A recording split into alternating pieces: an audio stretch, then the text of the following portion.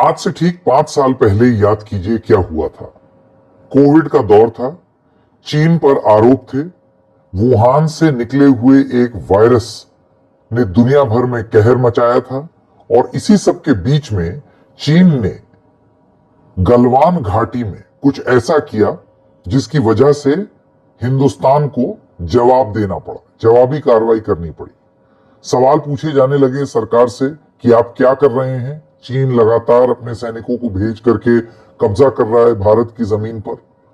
भारत के साथ एक तनाव का माहौल कुछ इस कदर बन गया कि उसमें और सब चीज करने और करते करते, जैसे कि जो बॉर्डर पर जो हो रहा था स्कर्मिशेस, उसके साथ साथ भारत ने 59 चाइनीज एप्स बैन किए।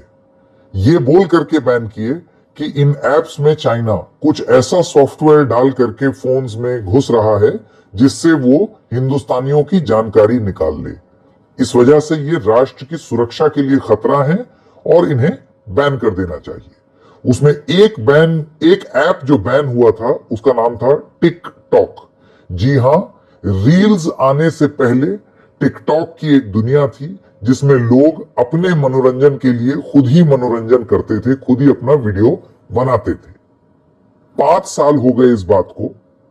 आज ऐसा माना जा रहा है, कुछ मीडिया रिपोर्ट्स आ रही हैं कि जैसे जैसे यूएस से संबंध बिगड़ रहे हैं और चीन से नजदीकियां बढ़ रही हैं, फ्लाइट चल रही हैं, मुलाकात हो रही है, उसी समय टिकटॉक कुछ ग्राहकों को उनकी वेबसाइट हिंदुस्तान में अब खुली दिखने लगी है।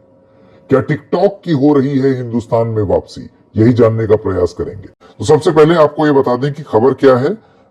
आज बहुत सारे अखबारों ने ये कोट किया है, जैसे कि इकोनॉमिक टाइम्स में एक आर्टिकल छपा है, इसके अलावा बिजनेस टुडे, मनी कंट्रोल, ये सब वेबसाइट्स हैं जिनमें आर्टिकल छपा है। इकोनॉमिक टाइम्स का मैं आपको स्क्रीन पर दिखा दूं। TikTok web goes live for some users in India. TikTok has gone live on the internet after nearly 5 years in India. This comes after the White House launched an official TikTok account on Tuesday.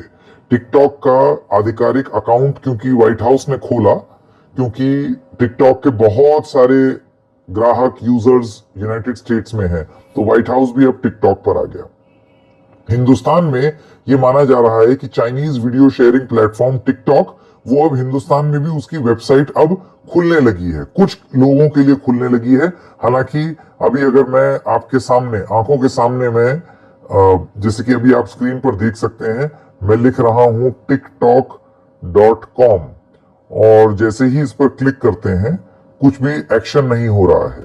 सिर्फ TikTok लिख करके अगर Google search करते हैं तो सबसे ऊपर tiktok.com आता है और जैसे ही उस पर क्लिक करते हैं तो वो कर्सर आगे नहीं बढ़ रहा है। इसका मतलब ये सब लोगों के लिए हिंदुस्तान में टिकटॉक वेब खुल गया हो ऐसा जरूरी नहीं है, क्योंकि अभी आपकी आंखों के सामने मैं आपको दिखा रहा हूं कि हमारे फोन पर तो नहीं हो रहा है, कुछ लोगों के लैपटॉप्स पर भी नहीं हो रहा है, लेकिन कुछ लोगों के हो रहा है, जिसकी वजह से अब ये खबरें आनी शुरू हो गई। जैसे कि इकोनॉमिक टाइम्स की यह खबर जो बताती है कि अब कुछ लोगों को ये tiktok.com खुला हुआ मिला है। अब वो अपने पुराने अकाउंट्स एक्सेस कर पा रहे हैं या नहीं हम नहीं जानते हैं, लेकिन ये प्रयास अब किया जा रहा है। इसके अलावा जैसे कि मैंने आपको बताया, टिकटॉक, मनी कंट्रोल पर और भी तमाम वेबसाइट्स हैं जो लगातार टिकटॉक की इस खबर को रिपोर्ट कर रही हैं। बिजनेस टुडे में भी ये खबर है, मिंट में एक खबर है, जैसे कि मिंट की ये खबर आप लोग अपने स्क्रीन पर देख सकते हैं। TikTok website back in India after 5 years, app is still unavailable. ये लोग लिखते हैं in a positive sign for fans, website of the short video app is accessible for some users, sparking speculation about a possible return of TikTok in India. ये एक Chinese video platform था, 2020 में ये ban हो गया था। Bite dance नाम की एक कंपनी है जिसने इसको 2017 में लॉन्च किया था। इसमें बहुत सारे इसके यूजर्स हिंदुस्तान में भी, आप याद कीजिए उस समय कोविड हो गया था, सब लोग घर में थे, सब लोग टिकटॉक ही बना रहे थे, जिसको अब टिकटॉक बैन हो जाने के बाद इंस्टाग्राम पर लोग शिफ्ट हुए और उसको कहा जाता है इंस्टाग्राम रील्स। तो लोग रील बनाने लगे, काम वही कर रहे थे। हालांकि आप ये समझ लीजिए कि कोई आपके बहुत बौद्धिक विकास करने वाला काम कोई टिकटॉक पर नहीं हो रहा था और ना ही रील्स पर हो रहा है। तो अब अगर टिकटॉक वापस भी आ जाता है तो आप ये समझिए कि उसका एक वर्जन तो हम लोग देख और झेल ही रहे हैं रील्स के नाम पर।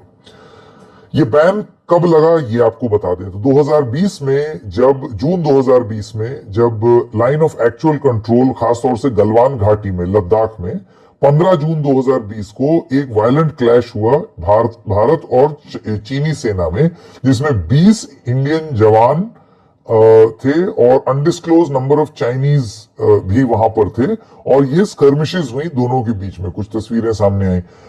हाइटेंड बायलैटरल टेंशन हो गए, इसको लेकर के बहुत एलिवेटेड टाइप की सिचुएशन हो गई थी उस समय, आप याद कीजिए। इसके जवाब में मिनिस्ट्री ऑफ इंफॉर्मेशन ब्रॉडकास्टिंग और ministry of electronics and information technology MeitY ने section 69A information technology act 2000 को इन्वोक किया और उसमें उन्होंने information technology procedure and safeguards for blocking of access of information of public rules 2009 के तहत 59 Chinese apps को जून 29, 2020 को बैन कर दिया, बंद कर दिया। इसमें TikTok, WeChat, SHAREit, UC browser ये सब थे और उनका कहना यह था, आरोप भारत सरकार का ये था कि ये app they are engaged in activities prejudicial to the sovereignty and integrity of India, defense of India, security of the state and public order। ये उस समय की बात थी, ऐप बैन हो गया। बड़ा सवाल अब ये है कि यूनाइटेड स्टेट्स में अब आ गए हैं डोनाल्ड ट्रंप। आप जानते हैं डोनाल्ड ट्रंप से शुरुआत में तो बहुत गलबहियां हुई, उन्होंने भी फ्रेंड बोला मोदी को, मोदी ने भी उनको फ्रेंड बोला, लेकिन फ्रेंडशिप कुछ बहुत ज्यादा आगे ट्रेड डील में नहीं बढ़ पाई क्योंकि कुछ ऐसी मांग रख दी गई हिंदुस्तान से जो हिंदुस्तान को नागवार गुजरी। वो सारी चीजें आप जानते हैं, उसमें बहुत ज्यादा विस्तार में नहीं जाएंगे। इस वजह से यूनाइटेड स्टेट्स हिंदुस्तान को सबक सिखाने के लिए ये कह रहा है कि आप रूस से तेल लेते हैं तो आपके ऊपर हम और टैरिफ लगा देंगे। इसी सब के बीच में हमने देखा है कि चाइना के साथ 5 साल बाद कुछ रिश्ते मधुर होते हुए दिख रहे हैं। पूरी तरीके से कुछ नहीं हुआ है लेकिन होते हुए दिख रहे हैं। मिसाल के तौर पर डायरेक्ट फ्लाइट्स के उड़ने की बातचीत अब हो रही है। तमाम थिंक टैंक्स जो इस सरकार के करीब हैं उसमें चीनी डेलीगेट्स का आना, अपने मन की बात बोलना, वो सारी चीजें अब होने लगी हैं। लगातार चाहे अजीत डोभाल हो या फिर फॉरेन मिनिस्टर हो या फिर और मिनिस्टर्स हों हमारे, उनका बार बार चीन के फॉरेन मिनिस्टर से मिलना, चीन जाना, प्रधानमंत्री का चीन का दौरा जो अभी ड्यू है, जिसकी घोषणा भी हो गई है, ये सारी चीजें अभी हो रही हैं। और ये सब आप उस बैकग्राउंड में देखिए कि 5 साल पहले किस तरीके की बातें हो रही थी कि चीन के साथ जिसने कभी भी कोई भी समझौता किया है वो देश के लिए, देश को नुकसान पहुंचा रहा है। राजीव गांधी फाउंडेशन ने पैसे लिए हैं चीन से और उसमें कम्युनिस्ट पार्टी ने पैसा दिया है, इसका मतलब वो चीनी एजेंडा चलाना चाह रहे हैं। सारी बातें उस समय हो रही थी। अब संबंध मधुर हो रहे हैं, अब धीरे धीरे चीजें बेहतर हो रही हैं। तो अब अगर आप ट्विटर पे जाएंगे तो आप देखेंगे कि एकदम बिल्कुल खुली लड़ाई शुरू हो गई और सरकार से यह पूछा जा रहा है कि कल तक जो लोग चीन की बुराई ढूंढ रहे थे, टिकटॉक बैन करने को एक ऐतिहासिक जीत बता रहे थे, आज क्या वही लोग बिंदुवार तरीके से संख्या क्रमांक 1, 2, 3 ऐसे करके टिकटॉक के फायदे गिनाएंगे? क्या अब सरकार ये बताएगी कि कोई दिक्कत ही नहीं है? उन लाल लाल आंखों का क्या होगा? इस तरीके की बातें अब सोशल मीडिया पर होनी शुरू हो गई। लेकिन जो बड़ा सवाल है वो ये है कि जो 59 एप्स बैन किए गए वो ये बोल करके किए गए कि ये हिंदुस्तान की इंटेग्रिटी को खतरा है। They are engaged in activities prejudicial to the sovereignty and integrity of India. तो क्या अब ये एप्स हिंदुस्तान की सॉवरेनिटी और सिक्योरिटी और पब्लिक ऑर्डर को नुकसान नहीं पहुंचा रहे हैं, जिसकी वजह से अब इन्हें खोला जा रहा है? और हाँ, यहां पर एक इनहेरेंट अजम्पशन है कि इन एप्स को खोल ही दिया है। देखिए, जितनी स्टोरीज आई हैं उन सब में लिखा है कि टिकटॉक की वेबसाइट कुछ लोग एक्सेस कर पा रहे हैं, ऐप नहीं खुला है। आधिकारिक स्टेटमेंट का इंतजार रहेगा और देखना ये होगा कि तर्क क्या दिया जाता है और क्या वाकई टिकटॉक जैसा ऐप हिंदुस्तान में वापस आएगा। हम लोगों ने ये चीज पहले भी बोली कि ऐसी कोई वो चीज अब टिकटॉक आकर के नहीं कर देगा जो ऑलरेडी हिंदुस्तान महसूस करके कंज्यूम नहीं कर रहा है ऑलरेडी रील्स के माध्यम से, क्योंकि वही चीज पहले टिकटॉक किया करता था। लेंगे किसी और मुद्दे के